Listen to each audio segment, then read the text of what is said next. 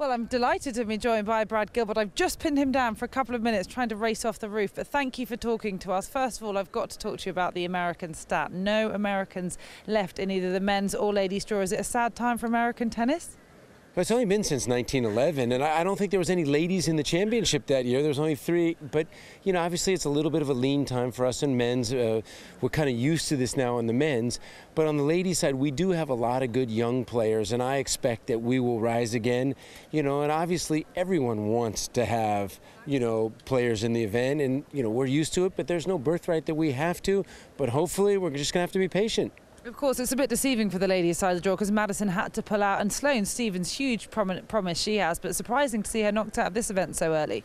Yeah, and also I think Taylor Townsend, and if you look at the rankings under 21 years old, the Americans are the dominant in it, and I think that we have a lot coming. They have a good pipeline. On the guys' side right now, we're very thin, and, you know, hopefully, I don't know if it's going to be 10 or 20 years, who knows, but since we're so used to being good, everybody kind of happy that we're down because then it's time to bash us a little bit. It is what it is, unfortunately. But we're missing a really dominant American man since Andy Roddick retired. We used to have Andre Agassi. Who is going to be the next American male to dominate tennis, do we think? Well, that's a $64,000 question and everybody in the States wants to know. But like I said, why is Roger Federer not an American? He would be perfect. He'd be like the next Pete Sampras.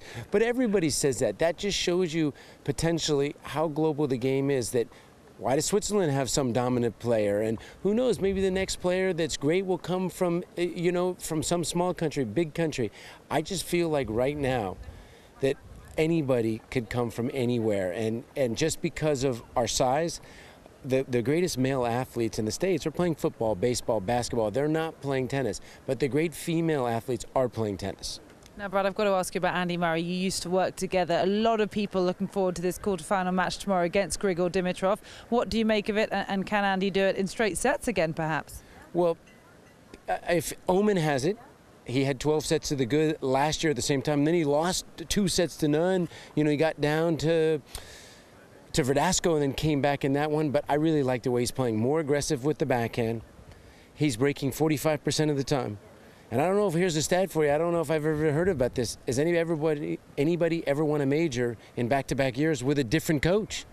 Maybe he's aiming to do that, but I love the way he's playing. And I like the Showtime Dimitrov's game, but I feel like Andy's going to get a win. That's a great question. We're going to need to find that out. And of course, out on court at the moment, Rafa Nadal against his young Nick Kyrgios. What do you make of the young Australian causing headlines this week and taking the first set off Rafa? For about umpteen years, they've been saying Aussie tennis is dead like American tennis. They actually have a guy that's 17, Kokkinakis, who I think is even more talented. So the Aussies got hope. I don't know, after the Ashes, they're back. To me, this kid is fearless for 19. 4th consecutive match that Rafa's dropped a set. Will he figure it out?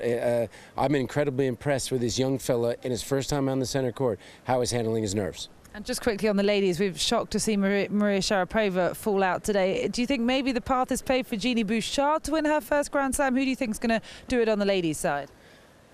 $3 million to the winner. Can you just say the women's draw is blown wide open? Only Kvitova has won a major. You could make a case for anybody to win it. Lisicki, 5 years in a row, has been in the quarters. I mean, Jalapeno, nobody talks about her. Bouchard, what the heck is going on north of the border? They got Bouchard, they got Raonic. So, to me, Safarova had never gotten past the 3rd round here before. A lot of opportunity for the ladies. Bouchard's closest to America, though, right? Are you rooting for her? I mean, sure, that's about as close as we can claim, but to me, though, for the ladies right now, with Sharapova going out, opportunity knocks for all of them. Absolutely does. I'm going to let you go. Who's your pick to lift the men's trophy? The Muzzard. Yes, we love it. Brad, it's a pleasure. Thanks for talking to us. Brad Gilbert, everyone.